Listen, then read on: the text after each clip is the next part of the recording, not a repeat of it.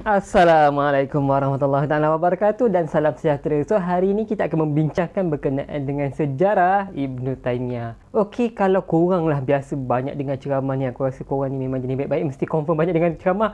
Mesti korang pernah dengar dua nama yang cukup kontroversi, iaitu pertama ialah Muhammad bin Abdul Wahab dan yang kedua ialah Ibnu Taimiyah. So hari ini kita akan membincangkan berkenaan dengan Ibnu Taimiyah dari sudut sejarah. Okey, first kali disclaimer. Sekiranya korang nak tahu berkenaan dengan isi kandungan kitab dia, fatwa dia ataupun pemikiran Ibnu Taimiyah secara spesifik, aku rasa video ni bukan untuk korang lah, sebab kat sini dekat channel ni kita memfokuskan berkenaan dengan sejarah. Okey, tanpa membuang masa kita mulakan. Okey, pertama sekali ialah nama sebenar Ibn Taymiyah adalah Taqiyuddin Ahmad bin Abdul Halim bin Abdul Salam Al-Numairi Al-Harrani. Maksudnya dia berasal daripada Al-Harran.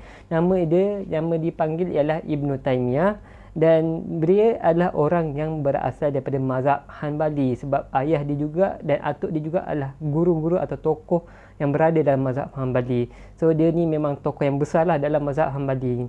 Ibn Taymiyah ni dia dilahirkan di Haran, okey, pada tahun 1262, tapi tak lama pun dia tinggal di Haran pada 1262. Pada tahun 1269, pada umurnya 7 tahun, Ibn Taymiyah berpindah ke Damsyik. Okey, kenapa? Sebab Haran waktu tu diserang oleh Mongol. Okey, aku nak cerita sikit lah pasal Mongol ni. Okey, nanti aku akan buat satu video khas pasal Mongol ni, sebab dia cerita dia sangat-sangat menarik lah.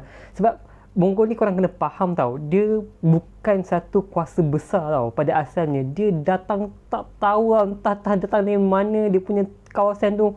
Orang-orang yang ada kat situ pun, tribe-tribe yang ada, hanya tinggal di kemah-kemah saja. Kemudian disatukan oleh Genghis Khan, dan Genghis Khan berjaya membina empayar, yang empayar dia meletup dan nahluk dan menguasai pelbagai kerajaan, banyak raja-raja, banyak sultan-sultan, banyak nyawa, banyak harta benda yang musnah jatuh di bawah tahlukan Mongol.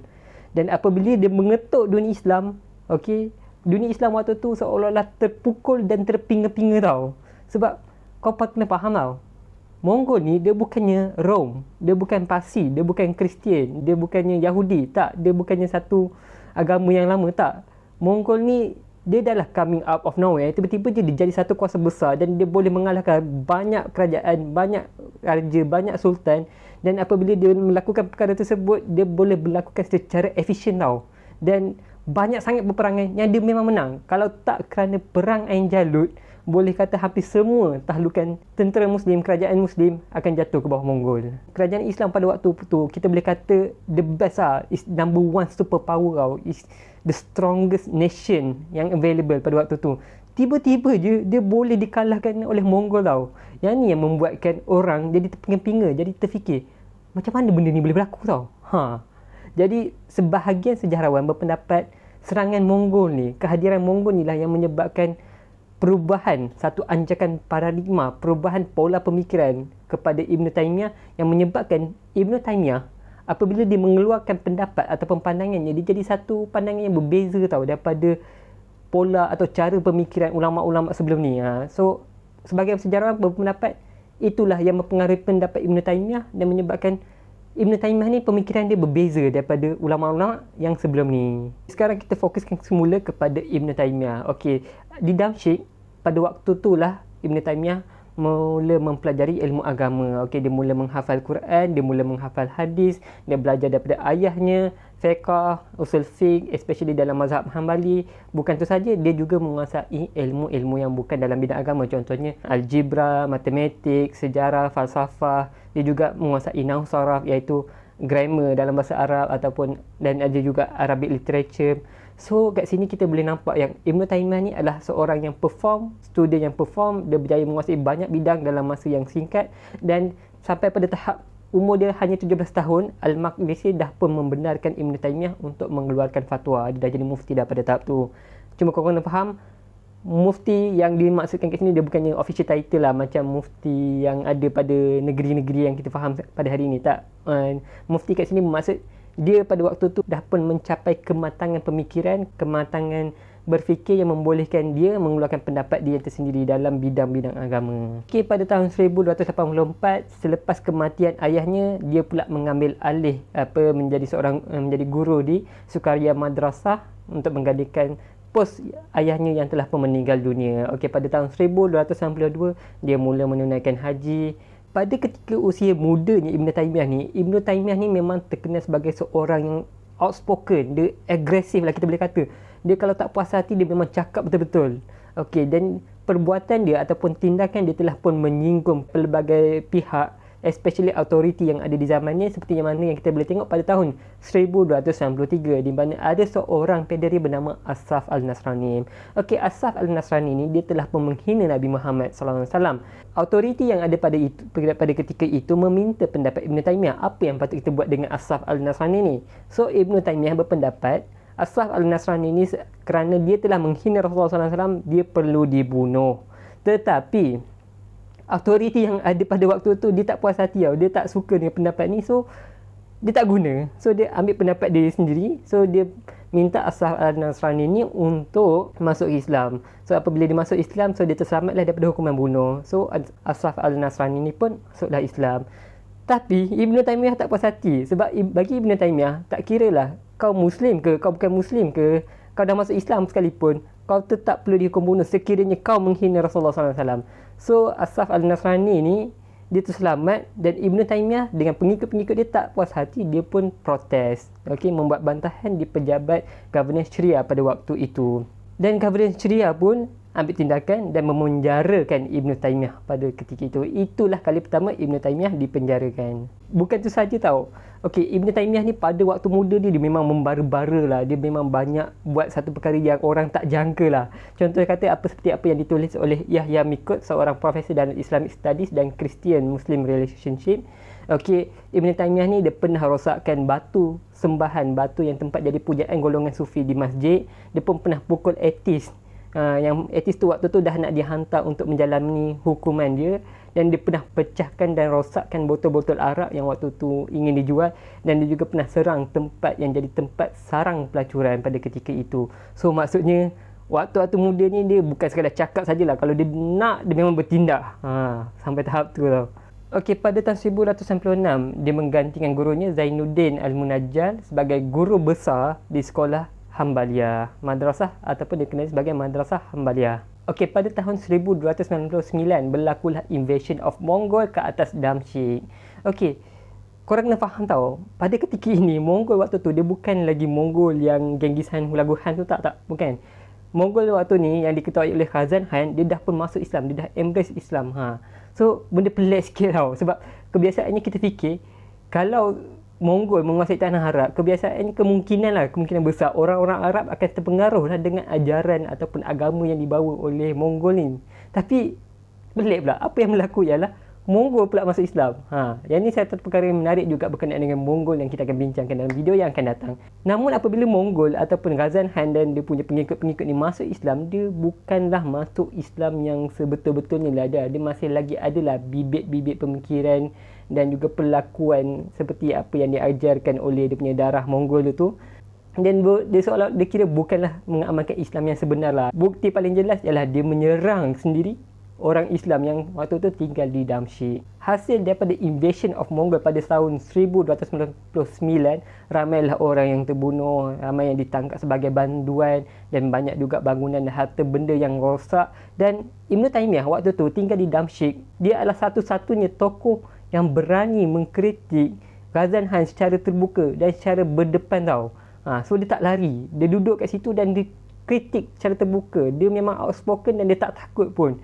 Dan mujurlah dia tak dibunuh. Invasion of Mongol berlaku 3 kali tau. Ada berlaku pada tahun 1299, berlaku juga pada tahun 1300, dan kemuncaknya adalah dalam Battle of Al-Majr Safar pada tahun 1303. Okey, dalam Battle of Al-Majr Safar ni lah Ibn Taymiyah mengeluarkan satu pendapatnya yang sangat kontroversi, iaitu umat Islam pada ketika itu bukan sahaja harus, bahkan wajib untuk keluar melawan Mongol.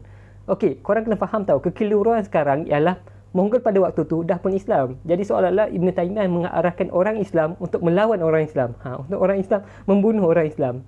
Tapi aku nampak konteks dia tak ada masalah pun, sebab pada waktu tu mereka sedang bertahan tau, dan Mongol pada waktu tu dia yang tak begitu mengamalkan Islam, mereka yang menyerang. So Ibn Taymiyah dia punya fatwa ni sebenarnya dia bersifat defensif. Dia minta kita bertahan dan melawan, sebab kalau mereka tak berlawan, akan banyak lagi nyawa dan harta benda yang akan musnah. So aku rasa kat sinilah ramainya golongan ekstrim seperti Al-Qaeda, Salafi Jihadi yang salah gunakan fatwa dia yang membolehkan untuk Muslim menyerang, membunuh orang Muslim yang lain.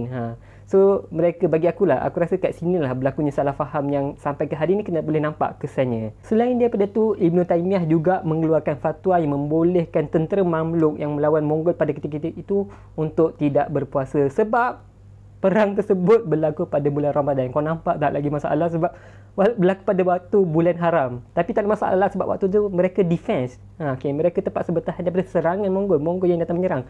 Hasil daripada peperangan Battle of Al-Majur Safar ni, tentera Mongol dapat dikalahkan dan tentera Mamluk dan juga Ibn Taymiyah dan pengikut-pengikutnya mencapai kemenangan yang besar. Ada juga rekod lain yang menunjukkan Ibn Taymiyah juga pada masa hadapan dia ada berperang juga dengan Syiah, kerana Syiah pada ketika itu dituduh memihak kepada Kristian dan juga Mongol. Okey, kita cukup perjalanan kita berkenaan dengan peperangan. So kita teruskan perjalanan sejarah kita. Okey, Imam Ibn Taymiyah ni dia ada menulis berkenaan dengan sebuah kitab dinamakan Al-Aqidah Al-Wasatiyah. Al-Aqidah Wasatiyah ni dia menekankan pentingnya menafsirkan ayat mutasyabihat as literal as apa yang dibawakan oleh Quran dan juga Sunnah. So maksudnya kalau korang pernah mendengar perbahasan Tuhan di langit. So Ibn Taymiyah kita minta kita terima je Tuhan di langit. Tak payah fikir macam mana benda tu berlaku. Tuhan di atas arasy. Kita fikir terima je Tuhan di atas arasy. Ya Allah, tangan Allah, terima je tangan Allah. Dia tak seperti Asy'ari, sebab Asy'ari dia ada kecenderungan untuk menafsirkan. So contoh kata Ya Allah tu, dia kata Ya Allah tu merujuk kepada kekuasaan Allah. So ini menjadi satu polemik, satu kontroversi sebab Ibn Taymiyah telah pun dituduh kerana menyamakan Tuhan dengan makhluk. Jadi ada banyak kalilah berlaku perbicaraan ke atas Ibn Taymiyah. Antara contohnya ialah pada tahun 1305. Pada tahun 1305 Ibn Taymiyah telah pun dibicarakan dan dia diminta at least kalau tak nak tukar pendapat pun kekalkan pandangan dia bahawa literal, penerimaan secara literal apa yang disebutkan oleh Quran dan hadis tu biar kekal dalam mazhab Hanbali sahaja. Tapi Ibn Taymiyah kata tak, sebab bagi dia itu adalah pendapat yang diterima oleh salafus soleh. Jadi kita kena terima, kena pakai sama macam apa yang salaf terima. Berlaku lagi perbicaraan pada tahun 1306. Okey, kali ni Ibn Taymiyah tak dapat melepaskan diri, autoriti tangkap dia dan penjarakan dia selama 4 bulan. Kalau korang ingat benda tu dah habis, tak. Dia lepas keluar je dari penjara, dia sekali lagi dia diperdebatkan, lagi menjadi kontroversi. Antara contohnya Ibn Al-Sasari datang berhadapan dengan dia untuk berdebat dengan dia, sekali lagi tidak menghasilkan sebarang konklusi. Kemudian Ibn Taymiyah dipanggil ke Mesir. Okey, di Egypt ataupun di Mesir waktu itulah berlakunya perbincangan ataupun perdebatan ataupun munazarah untuk membicarakan Ibn Taymiyah ni beserta dengan pandangan-pandangannya. Okey, waktu tu selepas berlaku beberapa kali perdebatan, juri ataupun qadi yang menghukum kes tersebut mendapati Ibn Taymiyah ni memang bersalah. Jadi dia pun dipenjarakan pada ketika itu daripada tahun 1306 sampailah ke 1307. Pada tahun 1308 berlaku sekali lagi polemik ke atas Ibn Taymiyah, tapi kali ini berkenaan dengan intercession ataupun tawasul, di mana Ibn Taymiyah berpendapat bahawa amalan yang diamalkan oleh sufi ni yang melampau dalam tawasul ni adalah tidak benar dan tidak sepatutnya berlaku, dan bagi dia tawasul ni tak boleh dilakukan pada ketika kita hidup. Golongan sufi pun tak puas hati dan berlakulah perdebatan dan perbicaraan dan akhirnya dia dipenjarakan selama beberapa bulan. Okey, selepas dia dipenjarakan, dia dibebaskan dan dia diberi pilihan sama ada nak balik ke Damsyik ataupun stay dekat Mesir, dan Ibn Taymiyah memilih untuk stay di Mesir untuk beberapa tahun. Pada tahun 1313 Ibn Taymiyah waktu tu dah pun berumur 50 tahun, akhirnya pulang ke Damsyik. Okey, dan dikatakan di sinilah dia bertemu dengan dia punya anak murid ni yang paling terhadapan, iaitu Ibn Al-Qayyim Al-Jauziyah. Okey, kat sini dekat Damsyik dia teruskan mengajar dan mengumpulkan anak murid dan pengaruhnya dari situ. Pada tahun 1318, kali ini berlaku sekali lagi polemik, tapi kali ini berkenaan dengan permasalahan cerai. Sebab bagi Ibn Taymiyah, tak kisahlah berapa kali kau sebut, berapa talak yang kau cakap. Contoh kata, aku ceraikan kau dengan 3,000 talak, aku ceraikan kau dengan 10,000 talak. Kalau benda tu diungkapkan kali pertama, secara automatik dia akan jatuh 1 talak. So dia tak sama dengan pandangan ataupun pemikiran ulama-ulama yang ada pada ketika itu. So ini menyebabkan ramai orang tak puas hati dengan dia. Berlaku beberapa kali perbicaraan, berlaku pada tahun 1318, 1319 dan pada tahun 1320 dia dipenjarakan. Tapi tak lama juga, selepas 5 bulan kemudian dia dibebaskan atas arahan daripada Sultan Al-Nasir. Dan Ibn Taymiyah pun meneruskan pengajarannya. Okey, sebelum tu Ibn Taymiyah pernah menulis sebuah risalah yang dinamakan Ziarah Al-Qubur. Okey, iaitu dia satu risalah yang condemn perbuatan orang sufi yang cenderung untuk melawati kubur-kubur Nabi dan juga golongan-golongan wali, dan mereka menyembah dan memuja kubur tersebut. Jadi Ibn Taymiyah menentang perbuatan tersebut dan akhirnya ini menyebabkan sekali lagi dia ditangkap dan dibicarakan pada tahun 1326 dia dipenjarakan, tapi tak lama pun. Sebab itulah kali terakhir Ibn Taymiyah dilihat di mata umum. Sebab apa? Pada tahun 1328 dia jatuh sakit dan akhirnya meninggal dunia pada umurnya 65 tahun. Okey, pengebumiannya memperlihatkan ramai gila orang turun. Direkodkan beratus ribu orang datang untuk menyambut jenazah Ibn Taymiyah. Ini menggambarkan bagaimana pengaruh Ibn Taymiyah pada ketika itu, walaupun banyak kali ditangkap, banyak kali dibicarakan, memang besar, banyak, memang sangat-sangat meluas. Antara cara paling mudah kita nak tengok bagaimana hebatnya pengaruh seorang tokoh itu pada zaman dia, tengok pada waktu pengebumian dia. So kita boleh nampak ramai gila orang turun beratus ribu, dan ini membuktikan Ibn Taymiyah bukan saja pada zaman sekarang pengaruhnya, sampai pada waktu dia masih hidup lagi pun ramai orang telah pun bersetuju bahawa Ibn Taymiyah ni memang seorang ketua, seorang tokoh yang berpengaruh. Okey, antara murid-murid dia yang hebat, yang besar juga sumbangan mereka, tak kurang hebat juga sumbangan mereka dalam bidang ilmu, antaranya yang paling terkenal ialah Ibn Al-Qayyim Al-Jawziyah, Ibn Kathir Az-Zahabi, Al-Mizi dan Ibn Abdul Hadi. Dianggarkan lebih kurang 350 ke 700 buah buku dihasilkan oleh Ibn Taymiyah ketika dia masih lagi hidup. Okey, kalau korang tengok dekat Malaysia ni sendirilah, memang ada banyak gila ustaz dengan ustazah kita yang mengeluarkan pendapat berkenaan dengan Ibn Taymiyah. Ada satu seminar khas membincangkan berkenaan dengan Ibn Taymiyah ni sendiri tau. So ada asatizah kita sepanjang seminar tu membincangkan pemikiran dia seorang sahaja. So nak menggambarkan betapa banyak dan betapa kuatnya pengaruh Ibn Taymiyah. Dan ada juga ustaz-ustaz kita yang mengkritik Ibn Taymiyah ni, dan ada juga ustaz kita yang mengkritik terhadap kritikan terhadap Ibn Taymiyah. So kalau korang banyak dengar kuliah agama, mesti korang tahu pasal benda ni kan. Dan pada pandangan aku sendirilah, kita kena berlaku adil yang Ibn Taymiyah ni dia bukan Nabi, dia bukan malaikat, dia ada kesilapan dia. Ada perkara yang dibuat pada zaman waktu dia hidup tu yang kita sendiri tak bersetuju tau. Lebih kita baca, kita rasa perkara tersebut tak patut berlaku tau.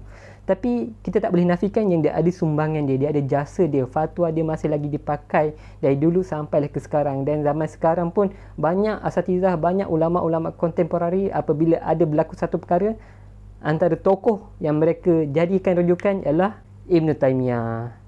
Jadi sekadar itu saja, terpulanglah kepada korang nak terima ke tak Ibn Taymiyah ni, apa pandangan korang, ikut terserah pada korang. Konklusi aku, sejarah ni dia bukanlah kita punya alat untuk menghukum sesiapa, tak. Sejarah ni untuk kita yang masih lagi hidup ni, untuk memilih, untuk belajar daripada dia, untuk mengambil pengajaran, untuk mendapatkan ilmu, mendapatkan hikmah, untuk kita dapat hidup dengan lebih baik. Jadi sekadar itu saja. Terima kasih kerana menonton. Assalamualaikum warahmatullahi wabarakatuh.